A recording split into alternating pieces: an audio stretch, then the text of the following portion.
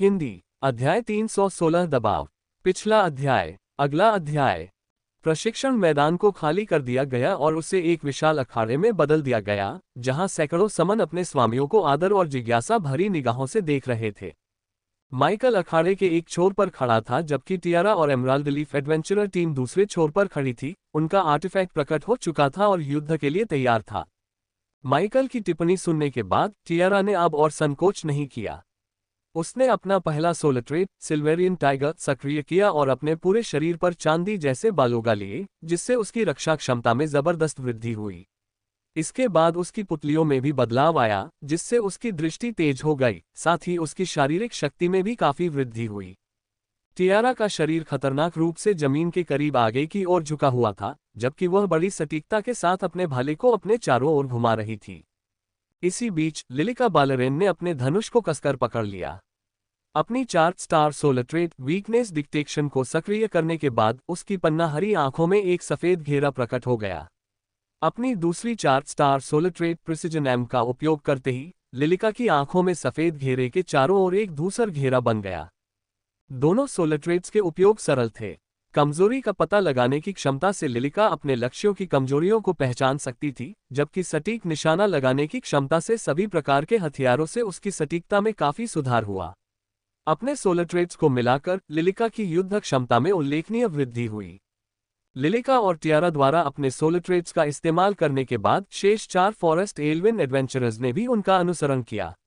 लियोफार्म ज़ेल्क ने अपनी टीम के सामने अपना 4 star rage of the primal प्रकट किया और माइकल को निशाना बनाते हुए अपना दूसरा 4 स्टार सोलर ट्रेड स्विफ्टनेस जारी किया। ठीक उसी तरह जैसे जादुई फुर्ती, लियोफार्म के दूसरे सोलर ट्रेड ने उसके पैरों के चारों ओर हवाएं पैदा करके उसकी चपलता को काफी हद तक बढ़ा दिया। शेष 3 वन एल्फ साहसी व्यक्तियों में से किसी ने भी तुरंत अपनी सोलर ट्रेड्स का उपयोग नहीं किया। मीका ज़ेल्स, ओपस ज़ेल्क और फेली ज़ैन तीनों या तो माइकल के साथ युद्ध शुरू होने से पहले अपनी सोलर ट्रेड्स का उपयोग करने में असमर्थ थे, या वे माइकल को आश्चर्यचकित करने के लिए एक बेहतर अवसर की प्रतीक्षा कर रहे थे।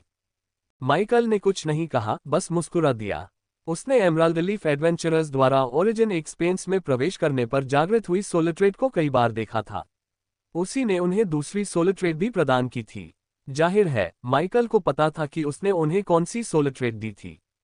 उसने अपने पौराणिक रिंग आर्टिफैक्ट की ड्रैगन शक्ति को उजागर किया और वाइवनटूथ स्पीयर को अपने शरीर के चारों ओर घुमाया। इसके तुरंत बाद इकारस की चीख क्षेत्र के केंद्र में गूंज उठी और युद्ध शुरू हो गया। जैसे ही युद्ध शुरू हुआ, फेली ज़ेन ने अपनी बैटल क्राई सोलर ट्रेड का प्रयोग किया। अखाड़े में एक जोरदार गर्जना गूंजी, जिससे अन्य वन कल्पित बौने और टियारा ऊर्जा से भर गए। उनकी मांसपेशियां फूल गईं और उनकी शक्ति में लगभग 10% की वृद्धि हुई। ओपस ज़ेल्क अन्य लोगों के पीछे चले गए, उनके ऊपर कागज के आकार का एक सफेद चिन्ह प्रकट हुआ। उसने मीका की पीठ पर अपना हाथ दबाया और साथ ही अपनी सोलर ट्रेड एनर्जी इम्प्रिंट का उपयोग करके मीका में ऊर्जा प्रवाहित की, जबकि सबसे कम उम्र के वन एल्फ ने अपने धनुष की डोरी को पीछे की ओर खींचते हुए एरो डुप्लीकेशन और पीएस दोनों का इस्तेमाल किया। ओपस की सुरक्षा को देखते हुए मीका ने अपनी सोलर ट्रेड्स की सबसे शक्तिशाली क्षमताओं का उपयोग करने में जरा भी संकोच नहीं किया। उसने अत्यंत बल से तीर छोड़ा और चारों ओर फैलकर अपनी टीम को माइकल पर चारों ओर से हमला करने का अवसर प्रदान करने लगा। मीका का तीर हवा में तेजी से उड़ा। वह दर्जनों टुकड़ों में बंट गया, जो या तो उसकी ओर या उसके आसपास के क्षेत्र की ओर लक्षित थे, जिससे माइकल को हमले से बचने या उसे रोकने के लिए कुछ बड़ा कदम उठाना पड़ा। मुख्य तीर पर पीएस का प्रभाव लागू होने के साथ मीका ने यह सुनिश्चित किया कि दोहराए गए तीर भी पीएस के प्रभाव में आ जाएं, जिससे माइकल के लिए तीरों की बौछार को आसानी से रोकना मुश्किल हो गया।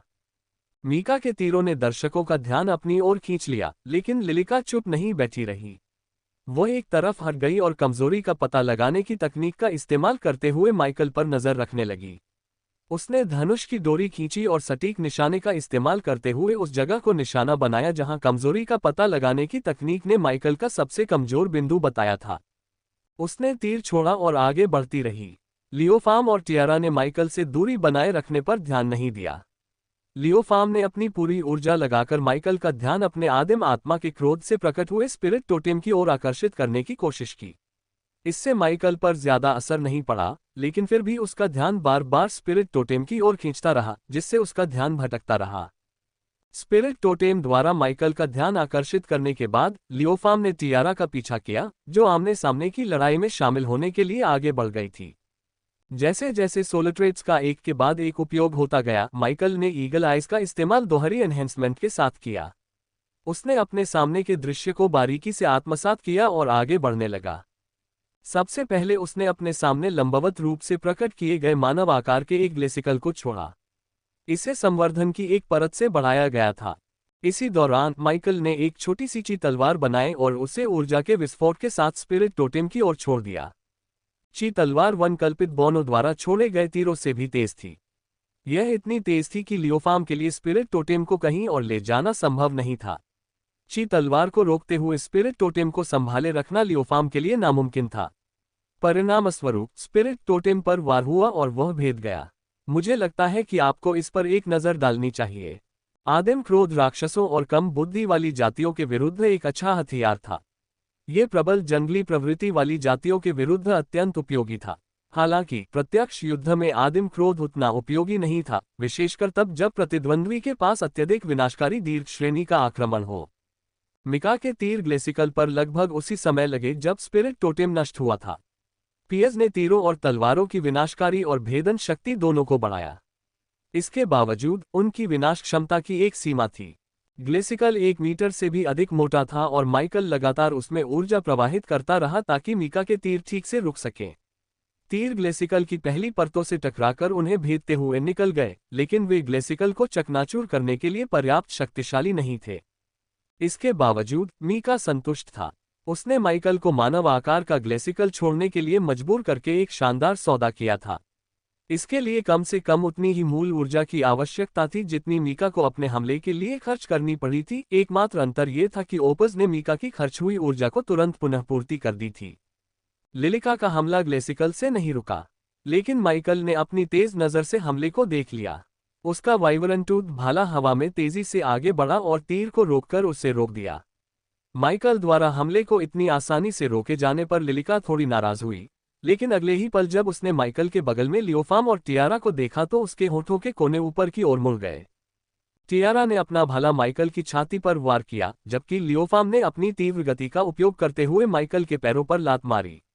माइकल के संतुलन बिगड़ने और जमीन पर गिरने के बाद उनकी जीत निश्चित थी। लेकिन माइकल अभी रुका नहीं था। उसने सहज प्रतिक्रिया देते हुए ईगल आइज में एक और एनहेंसमेंट जोड़ दिया। उसने अपनी चाल को थोड़ा तेज करने के लिए अपने पैरों पर भी एक एनहेंसमेंट लगाया। आने वाले हमलों को स्पष्ट रूप से देख पाने के कारण माइकल ने अपना दाहिना पैर पीछे करके अपनी स्थिति बदल ली। साथ ही उसने टियारा के हमले को रोकने के लिए वाइवनटूथ स्पीयर को आगे बढ़ाया। लेकिन जैसे ही टियारा का भाला वाइवनटूथ भाले से टकराने वाला था, टियारा ने अपनी दूसरी सोलर ट्रेड आंतरिक शक्ति का उपयोग करते हुए अपने हमले की शक्ति को आंतरिक रूप से बदल दिया, इसे अलग तरीके से वितरित किया और अपनी गति में जरा भी कमी किए बिना अपनी गति को पूरी तरह से बदल दिया। हालांकि माइकल को टियारा की सोलर ट्रेड की क्षमताओं का पहले से ही पता था, फिर भी उसका मुकाबला करना आसान नहीं था। ये पहली बार था जब वह टियारा के खिलाफ गंभीरता से लड़ रहा था और उसे कई अन्य विरोधियों पर भी ध्यान देना था। इसलिए उसने टियारा के बदले हुए प्रहार को रोकने के लिए एक अंडाकार आकार का ग्लेसिकल छोड़ा और साथ ही साथ 3 उन्नत स्पिरिट विप्स का इस्तेमाल करते हुए उसे मानसिक रूप से तेजी से प्रहार किया। लेकिन ये काफी नहीं था। ग्लेसिकल शील्ड के प्रकट होते ही माइकल ने एक ची तलवार का आविष्कार किया और जैसे ही 3 स्पिरिट विप्स टकराए, उसने ऊर्जा के विस्फोट के साथ उसे टियारा की ओर छोड़ दिया। माइकल के बगल में एक और ची तलवार प्रकट हुई। ये लियोफाम की ओर बढ़ी, जिससे वन कल्पित बोने को खुद को बचाने के लिए अपनी सबसे शक्तिशाली फुर्ती का इस्तेमाल करना पड़ा। इसी बीच टियारा ने अपने शरीर को मोड़ा और साथ ही आंतरिक शक्ति का उपयोग करते हुए अपनी मुद्रा को और समायोजित किया ताकि उसकी ओर उड़ती हुई छोटी ची तलवार से बच सके। उसका हमला नाकाम हो गया था, जिससे माइकल को पीछे हटने का वह मौका मिल गया जिसकी उसे जरूरत थी। ईगल आइज का लगातार इस्तेमाल करते हुए, साथ ही ईगल आइज और ग्लेसिकल के ऊपर एनहेंसमेंट लगाते हुए माइकल को काफी संघर्ष करना पड़ा। उसने अपने स्पिरिट विप्स या ची स्वॉर्ड्स पर कोई अतिरिक्त परत नहीं जोड़ी, क्योंकि वह पहले से ही 5 सोलर ट्रेड्स को एक साथ बड़ी सटीकता से नियंत्रित करके अपनी क्षमता को चरम पर पहुंचा रहा था। सिरदर्द शुरू होने के बावजूद उसका नियंत्रण नहीं डगमगाया। एक साथ इतनी सारी सोलर ट्रेड्स का उपयोग करने से न केवल उसकी मानसिक शक्ति प्रभावित हुई, बल्कि उसकी संचित मूल ऊर्जा भी तेजी से समाप्त हो गई। लेकिन फिर भी माइकल रोमांचित महसूस करने लगा था। उसे लग रहा था कि टियारा और वन कल्पित बोनो द्वारा डाला गया दबाव उसे एक साथ कई सोलिट्रेट्स में महारत हासिल करने में मदद करेगा, और उम्मीद है कि पहले से भी अधिक निपुणता के साथ। युद्ध क्षेत्र पर पूरी तरह से ध्यान केंद्रित करते हुए माइकल ने वाइविंटूथ भाले से लिलिका के अगले हमले को रोक दिया। उसने मीका के दूसरे हमले को रोकने के लिए 1 दर्जन छोटे ग्लेसिकल्स प्रकट किए। ग्लेसिकल्स उन नकली तीरों की ओर बढ़े जो उसे लगने वाले थे, और इस तरह संभावित खतरे को जड़ से खत्म कर दिया। इसके बाद उसे एक बार फिर लियोफाम और टियारा का सामना करना पड़ा, लेकिन इस बार फेली जान भी आमने सामने की लड़ाई में शामिल हो गई। माइकल के अगले जवाबी हमले से ठीक पहले उसने लियोफाम और टियारा के सामने एक अर्ध पारदर्शी ढाल बनाने के लिए अपने पहले सोलिट्रेट रिपेलिंग शील्ड का इस्तेमाल किया। प्रतिकारक ढालों को आक्रमणकारी बल को रोकना और प्रतिकर्षित करना चाहिए था। हालांकि ची तलवारें इतनी विनाशकारी थीं कि उन्हें पूरी तरह से रोकना और प्रतिकर्षित करना असंभव था। ढालें ची तलवारों के फटने से पहले केवल उनकी गति को धीमा कर सकती थीं, लेकिन लियोफाम और टियारा के लिए अपना इरादा बदलने के लिए इतना समय काफी था। वे ची स्वॉर्ड्स को पार करते हुए माइकल की ओर बढ़े, जिसकी ऊर्जा भंडारण क्षमता संकट में थी। इसके जवाब में माइकल ने एक्सट्रैक्शन को लॉन्च कर दिया। माइकल ने अपनी अन्य सोलिट्रेट्स के साथ साथ एक्सट्रैक्शन का भी इस्तेमाल किया, तो उसे ऐसा लगा जैसे उसका सिर फट जाएगा और असहनीय दर्द उसके पूरे शरीर में फैल गया। हालांकि आसपास की ऊर्जा को निकालने के लिए एक्सट्रैक्शन का उपयोग करके वह अपनी ऊर्जा भंडारण की कमी की समस्या को कुछ हद तक हल कर सका। एक साथ कई सोलिट्रेट्स का उपयोग करना आसान नहीं था, लेकिन टियारा और वन कल्पित बोनो द्वारा उस पर डाले गए बाहरी दबाव के कारण ये कमोबेश काम कर गया। माइकल और भी उत्साहित हो रहा था जब उसने महसूस किया कि एक्सट्रैक्शन की क्षमता आसपास की ऊर्जा को पूरी तरह से मुक्त किए बिना अवशोषित करने के लिए पर्याप्त मजबूत थी। इस समय माइकल को एक्सट्रैक्शन को सक्रिय करने के लिए उस पर ध्यान केंद्रित करने की भी आवश्यकता नहीं थी। बस एक साधारण विचार ही काफी था। एकत्रित ऊर्जा ईगल आइज को 4 स्तरों के संवर्धन से सशक्त बनाने के लिए पर्याप्त थी, और उसके अन्य सोलिट्रेट्स जैसे कि प्रबलित तलवार क्यूई, ग्लेसिकल और बिना संवर्धन के 3 स्पिरिट विप को भी सशक्त बनाने के लिए पर्याप्त थी। माइकल को अपनी प्रत्येक सोलिट्रेट पर एनहांसमेंट की कई परतें लगाने के लिए एनहांसमेंट का उपयोग करना अच्छा लगता, लेकिन चूंकि वह पहले से ही 6 सोलिट्रेट्स का उपयोग कर रहा था, इसलिए उसने इसे शुरू से ही आवश्यक नहीं समझा। माइकल को कई चीजें आजमानी थीं। आखिरकार ये पहली बार था जब उसने अपने सभी युद्ध संबंधी सोलिट्रेट्स का एक साथ इस्तेमाल किया था। सिरदर्द के बावजूद वह बेहद उत्साहित था। फेली, लियोफाम और टियारा अभी भी उसकी ओर बढ़ रहे थे, लेकिन वे ओपस की ओर दौड़ने के लिए पीछे हट गए, जो एनर्जी इम्प्रिंट का उपयोग करके अपने ऊर्जा भंडार को फिर से भर लेंगे, जबकि लिलिका और मीका तीरों की बौछार से माइकल का ध्यान भटकाएंगे। टियारा और लियोफाम के पीछे हटते ही माइकल ने अपनी रणनीति बदलने का फैसला किया। लियोफाम बेहद फुर्तीला था और टियारा के हमले का तरीका अप्रत्याशित था, इसलिए इन दोनों का संयोजन सबसे ज्यादा परेशान करने वाला था। उसके बाद मीका के तीर की नकल और भेदन का संयोजन आता था। जैसे ही हाथापाई करने वाले लड़ाके पीछे हटे, माइकल को अपनी रणनीति बदलने के लिए कुछ सेकंड का समय मिल गया। उसने दर्जनों ग्लेसिकल प्रकट किए और उन्हें लिलिका और टियारा के आसपास मौजूद समूह की ओर छोड़ दिया, फिर अपने पैरों को जमीन से उठाकर मीका की ओर दौड़ पड़ा। कई बार माइकल पर वार करने में असफल रहने के बाद मीका अधीर हो गया। समूह में सबसे छोटा वन एल्फ होने के नाते मीका हमेशा से ही सबसे कम धैर्यवान माना जाता था। वह अपने हमले का परिणाम तुरंत देखना चाहता था और इस बात से थोड़ा चिढ़ गया था कि उसके किसी भी हमले का माइकल पर कोई असर नहीं हुआ। सबसे पहले तो माइकल ने उस पर ज्यादा ध्यान नहीं दिया।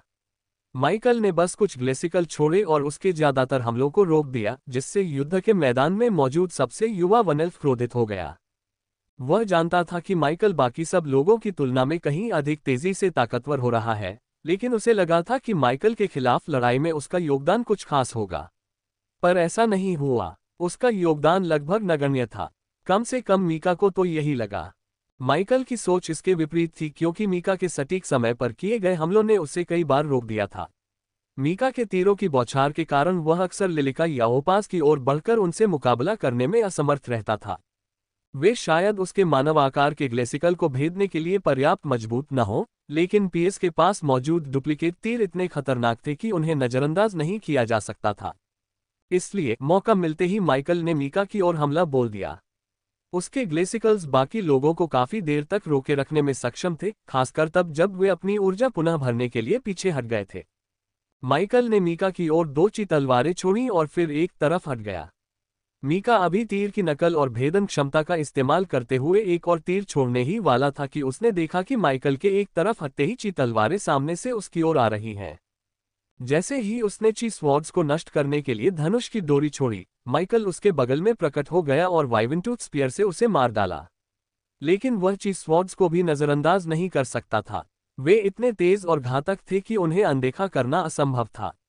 मीका की अंतरात्मा ने उसे चीख चीख कर चेतावनी दी और उसकी जान बचाने की प्रवृत्ति जागृत हो गई।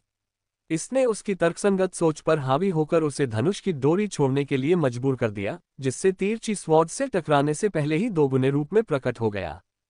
पीएस क्षमता वाले कई तीर लगने के बाद स्वॉर्ड्स फट गईं। हालांकि जैसा कि मीका ने पहले कल्पना की थी, माइकल उसके बगल में प्रकट हुआ और वाइवनटूथ स्पीयर सीधे उसकी गर्दन की ओर बढ़ रहा था। माइकल का हमला मीका की गर्दन से महज 1 इंच दूर रुक गया और उसके होठों पर हल्की सी मुस्कान आ गई जब उसने कहा, तुम मर चुके हो। ये देखकर मीका के पसीने छूट गए। उसके पैर लड़खड़ा गए और वह जमीन पर गिर पड़ा। उसकी निगाहें माइकल पर टिकी रहीं, जिसके चेहरे के भाव बदल गए थे। तुमसे लड़ना वाकई बहुत मुश्किल था। तुम्हारे जैसे किसी व्यक्ति का जीवन मरण के युद्ध में सामना करना मुझे बिल्कुल पसंद नहीं आएगा, माइकल ने बुदबुदाते हुए कहा, और इस दौरान उसके गालों से पसीने की मोटी मोटी बूंदें बह रही थीं। इस समय माइकल बेहद थका हुआ था और अपनी इस कमजोरी को छिपा नहीं पा रहा था। उसके कपड़े पसीने से भीगे हुए थे और उसके छोटे बाल कनपटी पर चिपके हुए थे। मुझे लगता है कि आपको इस पर एक नज़र डालनी चाहिए। भले ही उस पर अभी तक कोई हमला नहीं हुआ था, माइकल को लग रहा था कि वह ज्यादा देर तक लड़ नहीं पाएगा। बाकी लोगों पर उसका एकमात्र फायदा ये था कि मीका हार चुका था, जिससे उनकी रक्षा पंक्ति में दरार आ गई थी। ये देखकर कि टियारा, लियोफाम और फेली ओनोपास के सामने खड़े थे जो अपनी ऊर्जा भंडार को फिर से भरने के लिए एनर्जी इम्प्रिंट का उपयोग कर रहे थे, माइकल की नज़र लिलिका पर पड़ी। उसने पहले माइकल द्वारा उसकी ओर चलाए गए ग्लेसिकल्स से खुद को बचा लिया था और अब वह एक और तीर चलाने वाली थी। लिलिका ने माइकल की कमजोरी को भांप लिया था और तेजी से एक के बाद एक कई तीर चला दिए। हालांकि माइकल के ग्लेसिकल्स को बेहद तेज गति से उत्पन्न किया गया और एक ही बार में बड़ी सटीकता के साथ छोड़ा गया, जिससे वे लिलिका के तीरों पर एक साथ प्रहार करने के लिए तैयार हो गए। हालांकि ग्लेसिकल केवल 4 स्टार सोलिट्रेड था, फिर भी यह अन्य प्रक्षेप्यों, विशेष रूप से लकड़ी और ऊर्जा से बने प्रक्षेप्यों के विरुद्ध अत्यंत उपयोगी था। ग्लेसिकल तीरों से टकराकर फट जाते थे, जिससे एक ठंडी धुंध निकलती थी जो तीरों को जमा देती थी।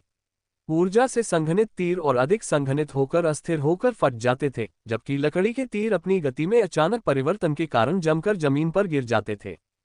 बेशक कई अलग अलग कारक भी इसमें भूमिका निभा रहे थे, लेकिन माइकल दर्जनों ग्लेसिकल तीर चला सकता था, जबकि लिलिका 2 से 3 तीर ही चला पाती थी। वह उसकी कमजोरी को पहचानकर उस पर सटीक निशाना साध सकती थी, लेकिन उसके तीर तो लकड़ी के ही बने थे। आखिर वह लड़ाई में पीकर या अपने दूसरे महंगे तीरों का इस्तेमाल नहीं करना चाहती थी। माइकल जानता था कि लिलिका अपने महंगे तीरों का इस्तेमाल लड़ाई में नहीं करेगी।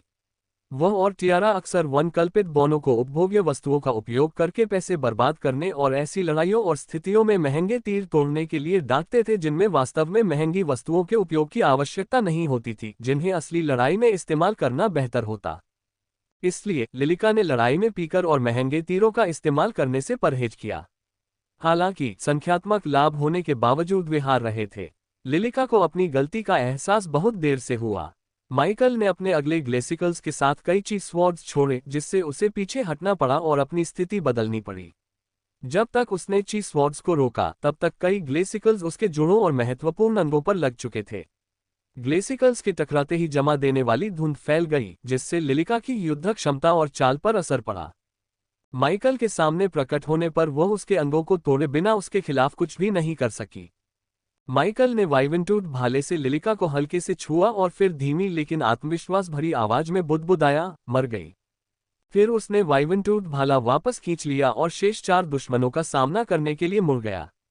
यहां तक कि ओपस ने भी अपनी रणनीति बदलकर बाकी दुश्मनों के साथ आमने सामने की लड़ाई में शामिल हो गया। माइकल की ओर 4 भाले अविश्वसनीय गति से बढ़ते हुए दिखाई दिए। ओपस ने अपनी ताकत और गति बढ़ाने के लिए अपने शरीर में अत्यधिक ऊर्जा का संचार किया, जबकि टियारा अप्रत्याशित रूप से हरकत करती रही और भाले से वार करते हुए कई बार निशाना बदलती रही। लियो फार्म ने अपनी पूरी ताकत से तेजी से हमला किया और फेली ने सभी के महत्वपूर्ण अंगों की रक्षा के लिए अपना सुरक्षात्मक कवच जारी किया।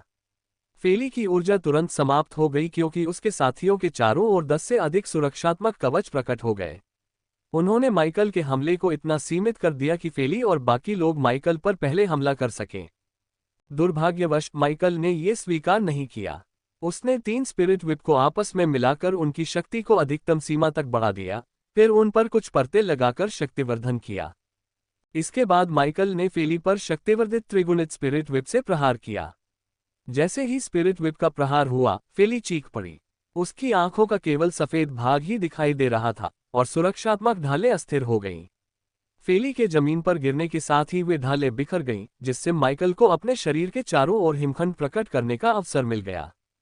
वह बर्फ की सुइयों से ढके एक हेजहॉग में बदल गया और उसने उन्हें एक साथ सभी दिशाओं में छोड़ दिया। इसके बाद माइकल ने अपने विरोधियों की प्रतिक्रिया का अवलोकन किया और फिर अपनी असाधारण दृष्टि का उपयोग करते हुए लियोफार्म की दिशा में आगे बढ़ा।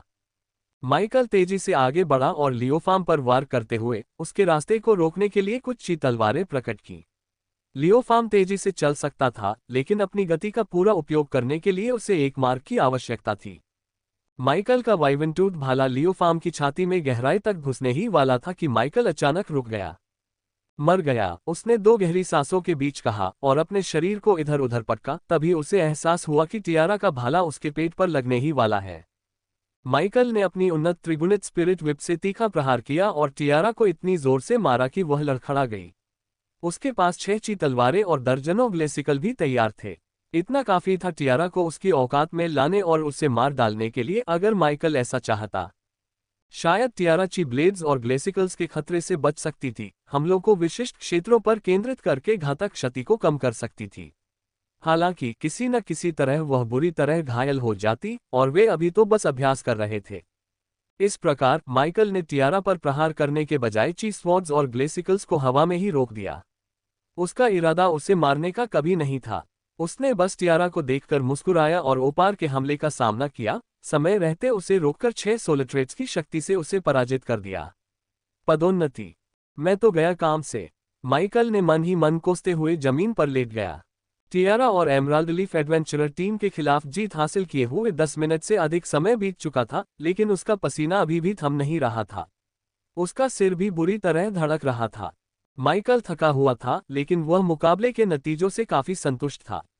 उसे बहुत अच्छा महसूस हो रहा था। इसी बीच उसके दिल में पल रही चिंगारी एक छोटी सी जलती हुई लौ में बदल गई, जो तेजी से चमक रही थी और उसके दिल के अंधेरे में रोशनी भर रही थी। एक पल टियारा उसके बगल में आकर खड़ी हो गई।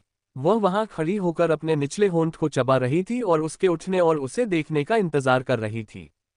माइकल ने अंततः उसकी ओर देखा और धीरे धीरे अपने शरीर के ऊपरी हिस्से को जमीन से ऊपर उठाया। टियारा, तुम क्या सोच रही हो? उसने पूछा जब उसने देखा कि टियारा थोड़ी हिचकिचा रही है। मास्टर, मुझे लगता है कि मुझे वो बात वापस ले लेनी चाहिए जो मैंने पिछली बार आपसे पूछे जाने पर कही थी कि क्या मैं एक और सोलिट्रेट चाहती हूँ। उसने माइकल से नजरें मिलाने से बचते हुए अपने कपड़ों को कसकर पकड़ते हुए कहा।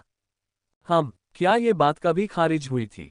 क्या आपने अभी अभी यह नहीं कहा था कि आपको उस समय मेरे पास मौजूद सोलिट्रेट्स पसंद नहीं आए क्योंकि वे आपके द्वारा प्रकट किए गए सोलिट्रेट्स के साथ मेल नहीं खाते थे? मैं इससे काफी हद तक सहमत हूं, माइकल ने हल्के से कहा और फिर जोड़ा, जैसे ही मुझे और सोलिट्रेट सिंबल्स मिलेंगे, मैं आपको दिखाऊंगा और आप मुझे बता सकते हैं कि आपको कौन से चाहिए और मैं आपको दे दूंगा। यह आसान है। माइकल ने टियारा की ओर मुस्कुराते हुए देखा, जो खुश होने के साथ साथ असहज भी लग रही थी। माइकल की अधीनस्थ और युद्ध दासी होने के नाते टियारा को माइकल की सबसे शक्तिशाली योद्धाओं में से एक होना चाहिए था। उसे उसके क्षेत्र और सेना के लिए एक बड़ी संपत्ति होना चाहिए था। फिर भी माइकल ने उसे आसानी से हरा दिया और उसने माइकल से अपने कुछ सबसे मूल्यवान संसाधन सोलिट्रेट्स देने का अनुरोध किया। टियारा को देखकर माइकल को यह महसूस हुए बिना नहीं रह सका कि वह उससे कहीं ज्यादा सोचने वाली इंसान है। भविष्य में मैं तुम्हें सोलिट्रेट सिंबल्स और सोलर स्टार फ्रैगमेंट्स से भर दूंगा, चाहे कुछ भी हो जाए। अगर मैं ये सुनिश्चित कर सकूं कि तुम और मजबूत बनो और भविष्य में दुश्मनों के खिलाफ होने वाले युद्धों में तुम्हारी और मेरे लोगों की जीवित रहने की क्षमता बढ़े, तो मैं बिना किसी हिचकिचाहट के ऐसा करूंगा, माइकल ने शांत भाव से समझाया। टियारा ने ऊपर देखा और माइकल से नजरें मिलाईं, उसकी नीली आंखों में कृतज्ञता और खुशी की एक चमक दिखाई दी। वैसे आपके पास 2 5 स्टार सोलर ट्रेट्स हैं, है ना? माइकल ने अचानक पूछा। उसने गौर किया कि टियारा की आत्मा की विशेषताएं वनकल्पित बोनो की आत्मा की विशेषताओं से बिल्कुल अलग स्तर की थीं।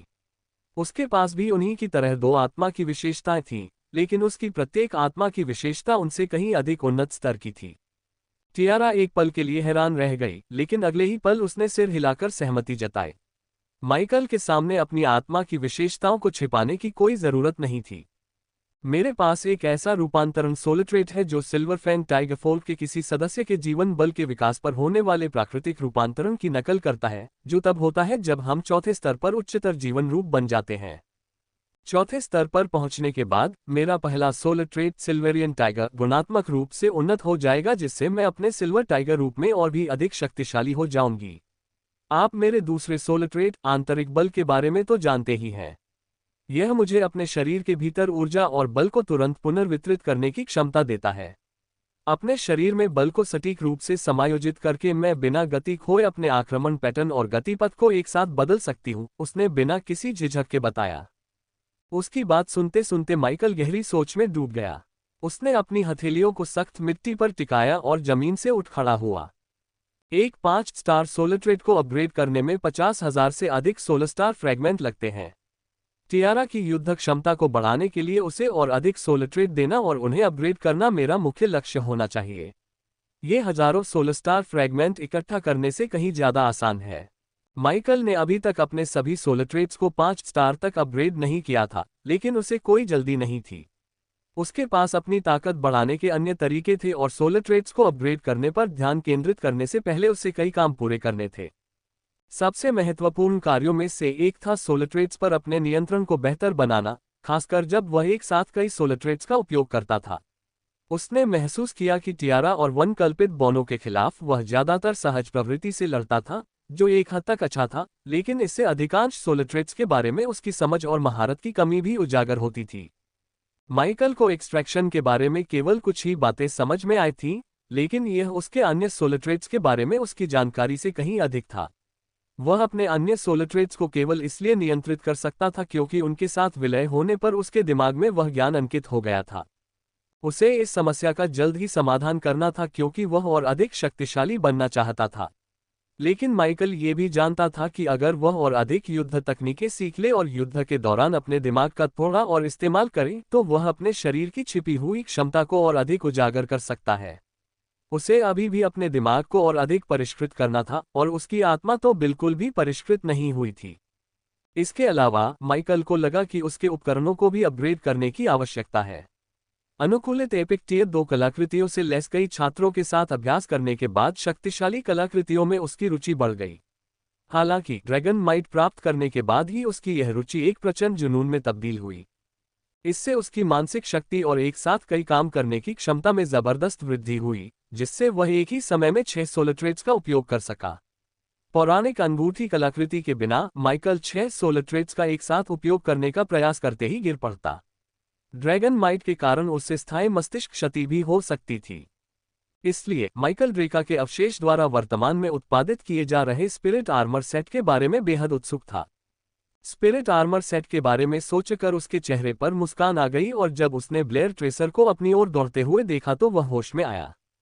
मेरे प्रभु, आपके युद्ध को देखकर 3 स्टालेस समन्स को ज्ञान प्राप्त हुआ।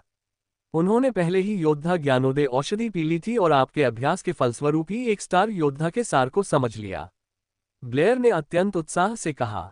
वह एक छोटे बच्चे की तरह मुस्कुराए जिसे कोई महंगा खिलौना मिल गया हो।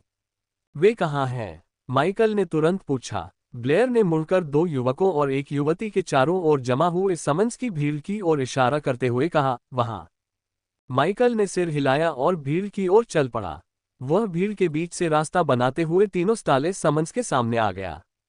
फिर उसने अपनी आंखें बंद की और अपना दाहिना हाथ ऊपर उठाया और अपने सामने खड़े तीनों समन्स के साथ अपने लिंक ऑफ लॉयल्टी पर ध्यान केंद्रित किया। उनकी वफादारी के बंधन दृढ़ थे और वे उनकी कल्पना में स्पष्ट रूप से चमक रहे थे, जिससे उन्हें अपनी चेतना के सबसे गहरे हिस्सों को देखने की अनुमति मिल रही थी। उसकी कल्पना ने युद्ध प्रतीक के प्रकाश स्तंभ, उसकी आत्मा की विशेषताओं को समेटे हुए प्रकाश के गोले और प्रकाश स्तंभ के निचले भाग से अनगिनत जड़ों की तरह फैली हुई वफादारी की हजारों कड़ियों को देखा। कुछ जड़ें मोटी थीं जबकि कुछ अधिक दृढ़ थीं, लेकिन तीनों छोटी जड़ों ने उसका ध्यान आकर्षित किया। वे अधिकांश जड़ों से छोटी थीं और अपने आसपास की जड़ों जितनी दृढ़ और स्थिर नहीं थीं। ये तीनों जड़ें ताराहीन आह्वान के निष्ठा के स्पंदित बंधन थे, जिन्होंने ज्ञान प्राप्त कर लिया था। माइकल ने अपनी आंखें बंद कर ली और वफादारी की स्पंदित कड़ियों पर ध्यान केंद्रित करना जारी रखा। वफादारी की कड़ियों पर ध्यान केंद्रित करके माइकल उनकी भावनाओं को स्पष्ट रूप से महसूस कर सकता था। वे उत्साहित और जिज्ञासु थे, लेकिन उनमें थोड़ा सा भय भी था। अगर वे एक स्टार योद्धा बनने में असफल रहे तो क्या होगा? अगर उन्होंने योद्धा ज्ञानोदय औषधि को व्यर्थ कर दिया तो क्या होगा? हालांकि माइकल के क्षेत्र में उन्हें कभी अन्यायपूर्ण दंड नहीं मिला था, फिर भी वे डरे हुए थे। असफल होने से डरे हुए, किसी काम के न रहने से डरे हुए, बेकार ही रहने से डरे हुए। उनके दिलों में भय पनपने लगा और उनकी वफादारी की कड़ियों का स्पंदन अस्थिर हो गया। शांत और लयबद्ध स्पंदन एक उन्मत्त अव्यवस्था में तब्दील हो गया। माइकल ने भले ही अपने किसी भी अनुयायी को पदोन्नत होते हुए कभी न देखा हो, लेकिन वह सहज रूप से समझ सकता था कि उनके भय और चिंताएं लाभ से अधिक हानि पहुंचाएंगी। उसने अपनी आंखें बंद रखीं और अपनी कुछ ऊर्जा को प्रकाश स्तंभ की जड़ों में प्रवाहित किया। उसने अपनी ऊर्जा को निष्ठा की स्पंदित कड़ियों में प्रवाहित किया, जिससे धीरे धीरे अस्थिर स्पंदन में परिवर्तन आया। माइकल का हस्तक्षेप थोड़ा जोखिम भरा था, क्योंकि वह सम्मन्स को चौंका सकता था, जिससे प्रथम सितारा योद्धाओं के रूप में उनकी पदोन्नति बाधित हो सकती थी। सौभाग्य से पिछले कुछ महीनों में उसने अपने सम्मन्स से जो विश्वास अर्जित किया था, वह माइकल द्वारा अपने विषयों से जोड़ने वाली निष्ठा की कड़ी में ऊर्जा प्रवाहित करने के बाद भी सम्मन्स को शांत रखने के लिए पर्याप्त था। उनकी ऊर्जा का संचार शांत करने वाला था, और इससे सम्मन्स को यह एहसास हुआ कि उनके स्वामी माइकल के अलावा कोई और नहीं थे। उन्हें उनके कार्यों और उनके द्वारा किए गए अच्छे व्यवहार की याद आई, जिससे उनके मन में उठे अधिकांश संदेह तुरंत दूर हो गए। वे कुछ ही सेकंड में शांत हो गए और उनका ध्यान फिर से केंद्रित हो गया। इसके बाद तीनों समन्स ने अपने प्रमोशन के अलावा किसी और चीज पर ध्यान नहीं दिया। उन्होंने माइकल और टियारा तथा वनकल्पित बोनो के बीच हुई लड़ाई की हर छोटी बड़ी बात को याद किया, जिसका इस्तेमाल उन्होंने योद्धा ज्ञानवर्धक औषधि के प्रभाव के साथ मिलाकर अपने भीतर छिपी अपार क्षमता को जगाने के लिए किया। उनका ध्यान उनके अस्तित्व के सबसे गहरे हिस्सों में केंद्रित हो गया, जहां उनकी क्षमता की पहली परतें धीरे धीरे लेकिन लगातार उजागर होने लगीं। वॉरियर एनलाइटनमेंट पोशन पीने के बाद किसी वॉरियर के सार को समझना काफी आसान हो जाता था। हालांकि इसका मतलब यह नहीं था कि यह वाकई आसान था। अधिकांश स्टारलेस समन्स के लिए कई पोषण और हफ्तों की कड़ी मेहनत की आवश्यकता होती थी ताकि एक स्टार वॉरियर के सार का पता लगाया जा सके। फिर भी तीनों समन्स ने माइकल की लड़ाई को बस यूं ही देखते हुए ऐसा किया।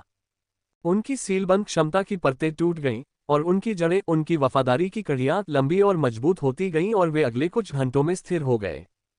इस पूरे समय माइकल ने उनका साथ नहीं छोड़ा। वह उनके बगल में ही रहा और उन्हें एक स्टार समन बनने की प्रक्रिया में मार्गदर्शन देने की कोशिश करता रहा। हुई क्षमता के कुछ अंशों को उजागर करके एक स्टार वॉरियर्स के रूप में पदोन्नत किया गया। अपनी छिपी हुई क्षमता को उजागर करने पर स्टारलेस समन्स की उपस्थिति धीरे धीरे बदल गई। उनकी मांसपेशियां थोड़ी फूल गईं और उनकी नसों में प्रवाहित होने वाली मूल ऊर्जा अधिक शक्तिशाली हो गई। वे सभी जन्म से ही कोरे कागज की तरह थे, उनमें उत्पत्ति विस्तार की इच्छा से प्रदत्त कोई विशेष प्रतिभा नहीं थी, लेकिन अब वे धीरे धीरे तेज धार वाले हथियारों में तब्दील हो रहे थे। युद्ध के सार, हथियार चलाने की कला और रणनीति का बुनियादी ज्ञान उनके दिमाग में समाहित हो गया, जिससे निहत्थे भेड़िए खूंखार भेड़ियों में परिवर्तित हो गए। स्टारलेस समन्स के दिमाग समय के साथ परिपक्व होते गए और युद्धकला के सार को समझने लगे। प्रथम सितारा योद्धा के रूप में पदोन्नति के प्रभाव से उनमें निरंतर परिवर्तन होता रहा। कई घंटे बीत गए, लेकिन एक भी दर्शक नहीं गया। सभी ने उनके रूपांतरण और प्रथम सितारा योद्धा के रूप में उनकी पदोन्नति की घटनाओं को रुचिपूर्वक देखा। यह एक शानदार आयोजन था और स्टारलेस समन्स को जिस आशा की सख्त जरूरत थी, वह एक नई किरण बनकर सामने आया।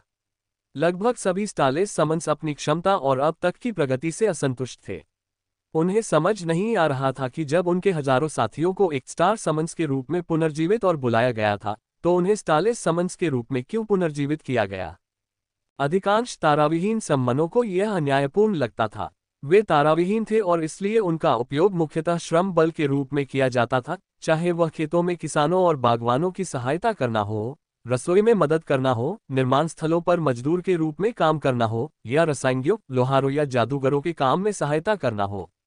वे महज स्टार्च समन्स की सहायता के लिए काम करने वाले मजदूर थे। शुरुआत में शायद ये ठीक ही था। कुछ लोग तो ये भी सोच सकते थे कि इस तरह हमेशा काम करते रहना ठीक है।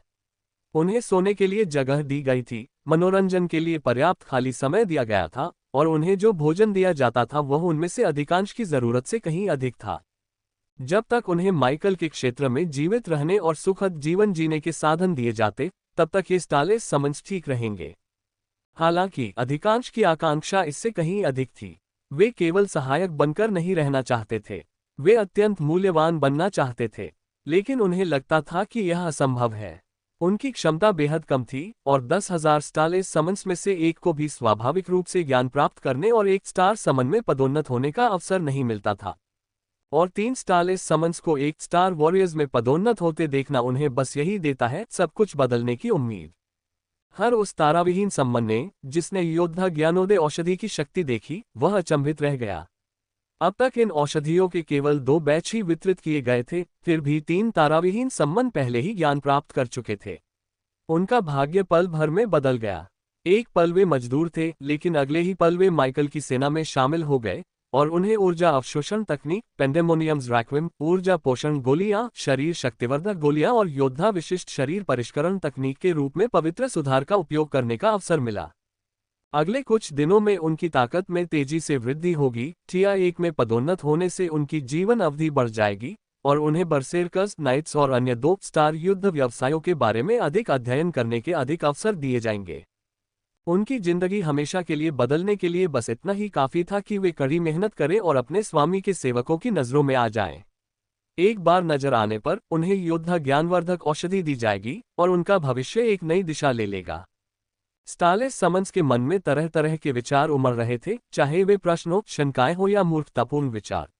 लेकिन वे सभी एक ही विचार और इच्छा पर आकर टिक गए। वे सभी इस अवसर को भुनाकर वॉरियर एनलाइटनमेंट पोशन के माध्यम से एक स्टार वॉरियर बनना चाहते थे। अपने समन्स की प्रतिक्रिया देखकर माइकल ने खुद को भाग्यशाली समझा, लेकिन साथ ही थोड़ा दबाव भी महसूस किया। ये सौभाग्य की बात थी कि टियारा और 1 एल्फ एडवेंचरर्स के साथ उसकी लड़ाई के परिणामस्वरूप 3 स्टालेस समन्स को पदोन्नति मिली। सैकड़ों स्टालेस समन्स ने 3 एक स्टार योद्धाओं के जन्म को देखा। यह असाधारण था। माइकल को अपने वॉरियर एनलाइटनमेंट पोशन के लिए इससे बेहतर विज्ञापन की कल्पना भी नहीं हो सकती थी। हालांकि इसके 2 नकारात्मक पहलू भी थे, जिनमें से एक को एक विचित्र समस्या माना जा सकता है। असल समस्या ये थी कि माइकल ने इंसानों के लालच को अपनी इच्छा से कहीं अधिक बार देखा था। वह खुद भी लगभग इसका शिकार हो गया था। इसलिए वह जानता था कि योद्धा ज्ञानोदय औषधि की कमी और हर बोतल के लिए होने वाली होड़ अंततः झगड़ों को जन्म देगी। जब तक स्टालेस समन्स ने मामूली संघर्ष किया, माइकल की सैन्य शक्ति स्थिति को नियंत्रण में रख सकी। हालांकि पहली हत्या होते ही हालात बदल गए। मुझे लगता है कि आपको इस पर एक नज़र डालनी चाहिए। माइकल के क्षेत्र में अपराध दर आश्चर्यजनक रूप से कम थी, क्योंकि लगभग सभी लोग माइकल के अधीन होने से मिलने वाले लाभों से संतुष्ट थे। माइकल हमेशा अपने अधीनस्थों के साथ वफादारी के मजबूत बंधन बनाने पर ध्यान केंद्रित करता था, जिसके परिणामस्वरूप वह अपने अधीन लोगों को परिवार की तरह मानता था। वह उन्हें उनकी हर जरूरत और उससे भी अधिक देता था। हालांकि ऊर्जा बढ़ाने वाली गोलियां, शरीर को मजबूत करने वाली गोलियां और योद्धाओं को ज्ञान देने वाली औषधि जैसी दुर्लभ संसाधनों के साथ यह संभव नहीं था। माइकल के पास कई अन्य संसाधन भी थे जिन्हें वह सबके साथ साझा नहीं कर सकता था। इसलिए विभिन्न स्तरों के उपचार तैयार किए हुए उसे काफी समय हो गया था। जो लोग कुछ भी नहीं करना चाहते थे, उन्हें एक छोटा सा बिस्तर और जीवित रहने के लिए पर्याप्त भोजन दिया गया। उन्होंने अपना ऊंचा वृक्ष आश्रय दर्जनों लोगों के साथ साझा किया, लेकिन फिर भी उन्हें जीवित रहने के लिए पर्याप्त जगह दी गई थी। जो लोग कड़ी मेहनत करते थे, उन्हें अपना घर, मनोरंजन के लिए पर्याप्त खाली समय और परिवार बसाने, स्कूल जाने, शिक्षा प्राप्त करने और बाद में पुस्तकालयाध्यक्षों और विद्वानों के लिए उपयोगी बनने या प्रशिक्षण लेने और संभावित रूप से योद्धा बनने या अन्य युद्ध संबंधी व्यवसायों का अभ्यास करने का अवसर दिया जाता था। वे अक्सर प्रशिक्षु बन जाते थे और क्षेत्र के लिए एक मूल्यवान संपत्ति बनने का प्रयास करते थे। इस प्रकार उन्हें उन लोगों की तुलना में कहीं बेहतर व्यवहार मिलता था, जिन्हें केवल भोजन और सोने की जगह दी जाती थी, क्योंकि वे वफादारी के बंधन के माध्यम से माइकल से जुड़े हुए थे। इसके बाद जिम्मेदारियों और एक निश्चित स्तर के खतरे वाले कामों में शामिल लोगों के साथ बेहतर व्यवहार किया गया। उनका महत्व उनके व्यवसाय, उपलब्धियों और उनकी मेहनत के आधार पर निर्धारित किया गया और उन्हें ऊर्जा गोलियां, ऊर्जा पैक, पौष्टिक भोजन आदि जैसे विशेष प्रोत्साहन दिए गए। सेना को सर्वोत्तम सुविधाएं दी जाती थी क्योंकि वे जब भी क्षेत्र से बाहर निकलते थे अपनी जान जोखिम में डालते थे। उन्हें शक्तिशाली योद्धाओं में तेजी से विकसित होना पड़ता था ताकि वे अपनी तीक्ष्ण तलवारों से कमजोरों की रक्षा कर सकें या फिर तेज खोजी बनकर आसपास के क्षेत्र की जासूसी कर सकें। यह स्वाभाविक ही था कि माइकल उन्हें ऊर्जावर्धक गोलियां, शरीर को मजबूत करने वाली गोलियां और विशेष तकनीकें प्रदान करता था ताकि उनकी वृद्धि और सुरक्षा सुनिश्चित हो सके। आखिरकार वे रक्षा की पहली पंक्ति थे, इसलिए यदि सेना बिखर जाती तो बाकी कुछ भी लंबे समय तक टिक नहीं पाता। लेकिन सेना और अन्य व्यवसायों में कार्यरत लोगों के साथ होने वाला व्यवहार और उन्हें मिलने वाले लाभ भी एक समान नहीं थे। हर किसी की अलग अलग जिम्मेदारियां थीं और उन्हें उसी के अनुसार सुविधाएं और लाभ दिए जाते थे। टियारा और वन एल्विन एडवेंचरर्स न केवल सबसे बलवान थे बल्कि वे अपनी अपनी टीमों के कप्तान भी थे। उन पर सैकड़ों टीम सदस्यों के जीवन की जिम्मेदारी थी, इसलिए उन्हें कुछ विशेष सुविधाएं दी गईं ताकि वे अपने अधीनस्थों को नियंत्रित करने और अपनी यूनिट को विजय दिलाने में सक्षम हों। माइकल ड्रेका के अवशेष का उपयोग करके आध्यात्मिक हथियार और अन्य शस्त्र बनाने वाला था। ये हथियार हर किसी को नहीं दिए जा सकते थे क्योंकि ड्रेका का अवशेष 6 घंटे में केवल एक ही आध्यात्मिक शस्त्र बना सकता था। सटीक रूप से कहें तो साधारण बाहरी संवर्धन वाली एक साधारण लंबी तलवार बनाने के लिए कम से कम 6 घंटे का समय आवश्यक था। माइकल को पूरा यकीन था कि अत्यधिक शुद्ध ज़ेंटियन अयस्क से निर्मित स्पिरिट आर्मर सेट जैसे उत्पादों को बनाने में कई दिन लगेंगे। चूंकि माइकल अपने सबसे शक्तिशाली योद्धाओं की युद्ध क्षमता बढ़ाने पर ध्यान केंद्रित करना चाहता था, इसलिए एक स्टार टियर 2 कलाकृतियों से कमजोर स्पिरिट आर्ममेंट बनाना उसके लिए उचित नहीं था। इन्हें पूरा होने में 2-3 दिन लगते थे, जिसका अर्थ है कि ड्रेका का अवशेष 1 महीने में केवल 10 टियर-2 स्पिरिट आर्ममेंट ही बना पाता था। 1 महीना काफी लंबा समय था। एक स्टारलेस समन को एक स्टार योद्धा में बदलने और उसे दिन रात मेहनत करने पर मिड टियर एक योद्धा के स्तर तक पहुंचाने के लिए यह पर्याप्त से भी अधिक था। 2 स्टार नाइट्स और बरसेर्कर्स में ऊर्जा अवशोषण तकनीकों की पर्याप्त क्षमता और समझ थी, जिससे वे ऊर्जा पोषण गोलियों का उपयोग करके 2 महीनों के भीतर दूसरे टियर तक पहुंच सकते थे, बशर्ते माइकल का क्षेत्र सभी के लिए पर्याप्त ऊर्जा पोषण गोलियां बना सके। इसलिए चूंकि माइकल ने दैनिक समन से ही दर्जनों 2 स्टार समन बुलाए थे, इसलिए उसके पास सभी के लिए पर्याप्त स्पिरिट आर्ममेंट्स नहीं हो सकते थे। इसका मतलब ये था कि अगर वह बाकी समनों का मनोबल बनाए रखना चाहता था तो उसे स्पिरिट आर्ममेंट्स उन समनों को देने पड़ते थे जिन्होंने युद्ध क्षेत्र में सबसे अधिक योगदान दिया था। माइकल को दूसरों को अपने इशारों पर नचाना कभी पसंद नहीं था, लेकिन इसके अलावा उसके पास कोई चारा भी नहीं था। अपने इलाके में पक्षपात करना ठीक नहीं होता, इसलिए उसे अपने समन्स के योगदान का इस्तेमाल करके ही उनके साथ व्यवहार का स्तर तय करना पड़ा। इससे उसके सामने केवल वही विचित्र समस्या रह गई जिसका सामना माइकल को लॉर्ड रिफ्ट से लौटने के बाद से करना पड़ रहा था। शरीर को मजबूत बनाने वाली गोली और ऊर्जा बढ़ाने वाली गोली की शक्ति असाधारण थी। वे साधारण गोलियों से 10 गुना अधिक शक्तिशाली थीं। इनकी उच्च मांग और कम आपूर्ति के साथ साथ योद्धा ज्ञानोदय औषधि की भी कमी थी, जो उसके ताराहीन आह्वान को चाहिए थी। इन सब बातों को ध्यान में रखते हुए माइकल को सबसे ज्यादा इन सामग्रियों की कमी महसूस होने लगी। उसके पास कई रसायन शास्त्री थे, लेकिन उसके पास किसी भी चीज का बड़े पैमाने पर उत्पादन करने के लिए उपकरण और सामग्री की कमी थी। उसके रसायन शास्त्री हर चीज का बड़े पैमाने पर उत्पादन करना सीख सकते थे, लेकिन इसके लिए समय, प्रयास और संसाधनों की आवश्यकता होती। दुर्भाग्यवश उनके पास समय और संसाधन नहीं थे क्योंकि उनके बुलावे पर बहुत दबाव था और माइकल उनकी इच्छा को अच्छी तरह समझता था। आखिरकार वह भी तो शक्तिशाली बनना चाहता था। बुजुर्गों की सहायता, वॉरियर एनलाइटनमेंट पोषण के प्रभाव के अलावा माइकल ने विशेष शारीरिक परिष्करण तकनीकों, ऊर्जा पोषण गोलियों और शरीर को मजबूत करने वाली गोलियों के संयोजन के प्रभावों को अपने समन्स पर महसूस करना शुरू कर दिया। शरीर को निखारने की तकनीक के पहले चरण को पूरा करने के साथ ही तीरंदाजों की चपलता और निपुणता में वृद्धि हुई। वे पहले से कहीं अधिक फुर्तीले हो गए और सटीकता को प्रभावित किए बिना पहले से कहीं अधिक तेजी से तीर छोड़ने में सक्षम हो गए। दूसरी ओर नाइट्स ने अपनी सहनशक्ति और सामर्थ्य को बढ़ाने के लिए शारीरिक परिष्करण तकनीकों का इस्तेमाल किया ताकि वे मोर्चे पर सभी की रक्षा कर सकें। इसके विपरीत बरसेर्कर्स का ध्यान केवल शारीरिक शक्ति पर केंद्रित था। जब तक वे अपने दुश्मन को एक ही वार में खत्म करने के लिए पर्याप्त बल लगा सकते थे, तब तक कोई भी उन्हें नुकसान नहीं पहुंचा सकता था। जब सभी ने योद्धा ज्ञानवर्धक औषधियों की शक्ति और ऊर्जावर्धक गोली एवं शरीर शक्तिवर्धक गोली के प्रभाव को देख लिया, तो इनकी मांग में भारी वृद्धि हुई। दुर्भाग्यवश माइकल के पास सभी योद्धाओं को ये बहुमूल्य औषधियां उपलब्ध कराने के लिए पर्याप्त संसाधन नहीं थे। दरअसल उनकी अधिकांश सामग्रियां अभी भी बगीचों में उग रही थीं। सामग्रियों को पकने और कटाई के लिए तैयार होने में कुछ और सप्ताह लगेंगे। और अधिक पौधे, बीज और पके हुए खाद्य पदार्थ प्राप्त करने का सबसे आसान तरीका क्या है? घर पर तो ये बहुत महंगे हैं, लेकिन अगर मुझे जेंटिका साम्राज्य के हमले से पहले सभी पौधों का पालन पोषण करना है, तो मुझे इन भयानक कीमतों को स्वीकार करना ही होगा। माइकल ने खुद से बुदबुदाया। लॉर्ड रिफ्ट के बाद माइकल को जेंटिका साम्राज्य के बारे में ज्यादा कुछ सुनने को नहीं मिला। हालांकि ये बात उसे एंटेम जंगल में कभी कभार घुस आने वाले साहसी समूहों से ज्यादा परेशान करती थी।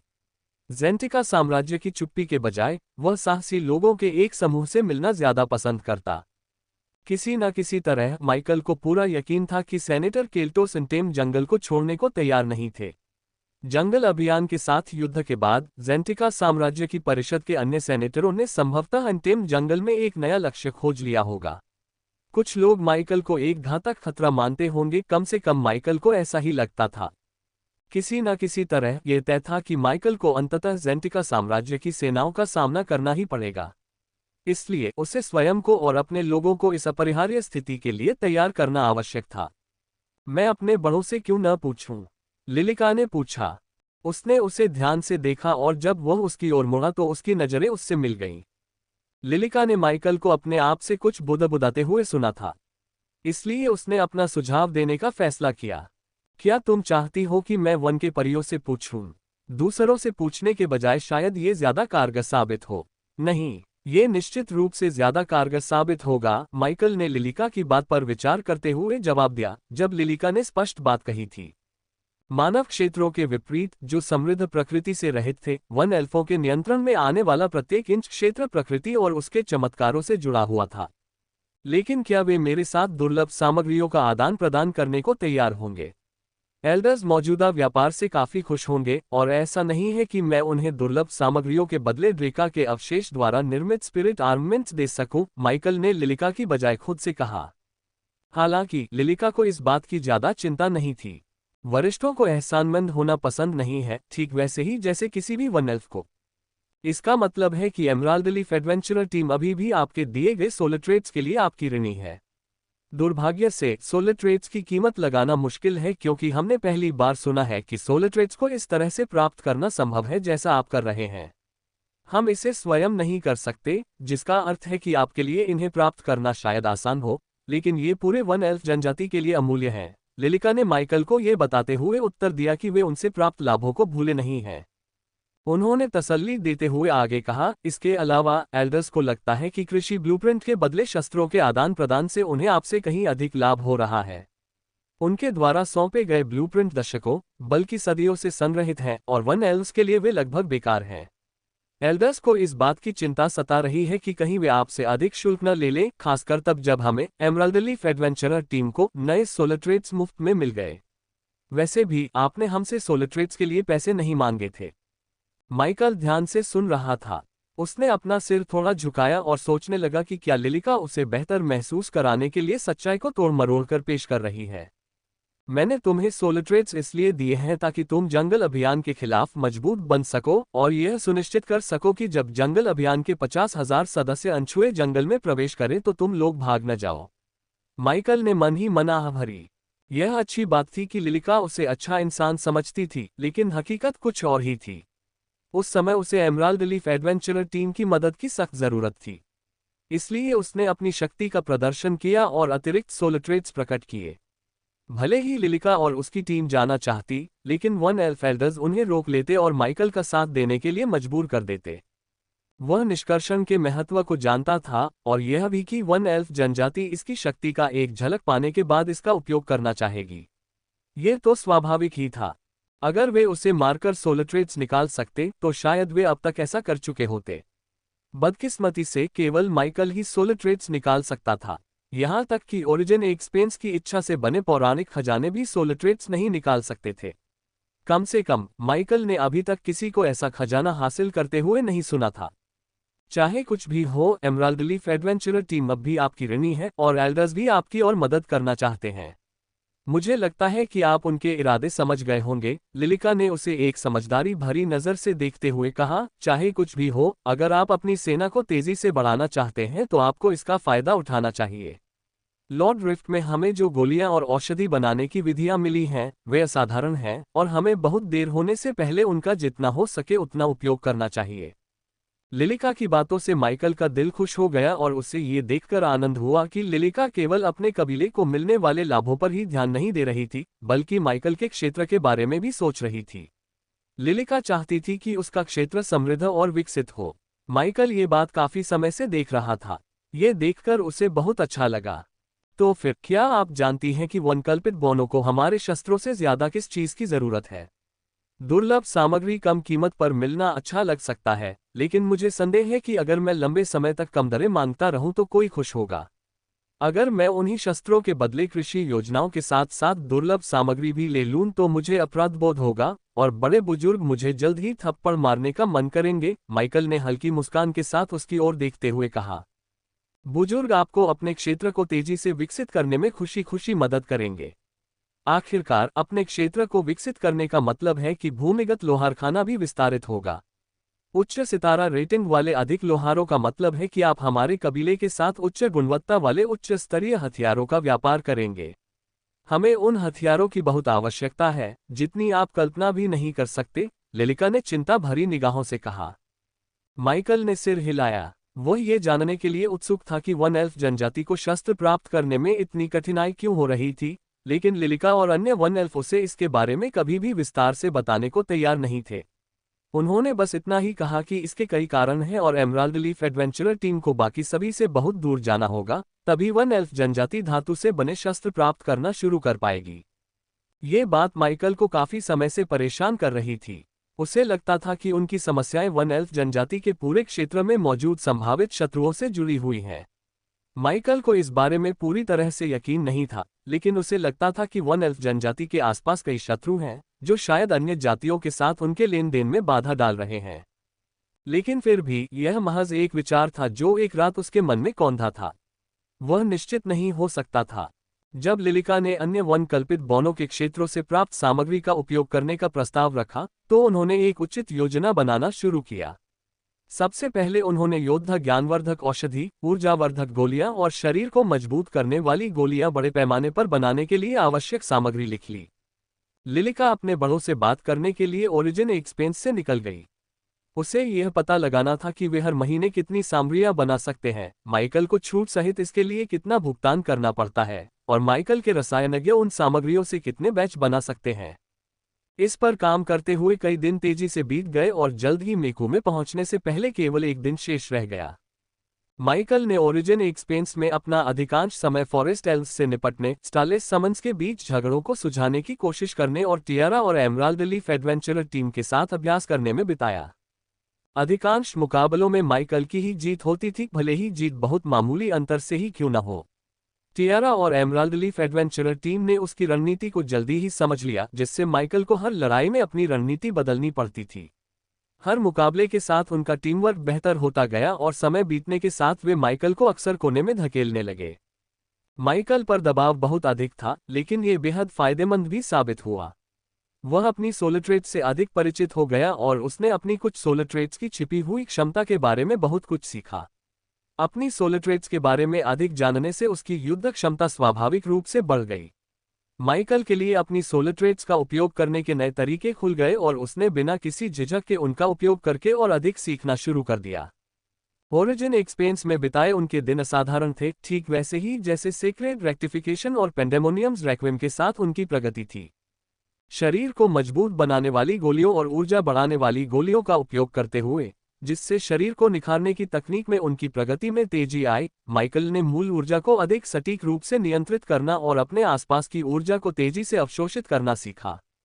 उसका राज्य तेजी से विकसित हुआ, उसकी प्रजा मजबूत हुई और माइकल एक स्वामी और एक व्यक्ति के रूप में भी अधिक शक्तिशाली हो गया।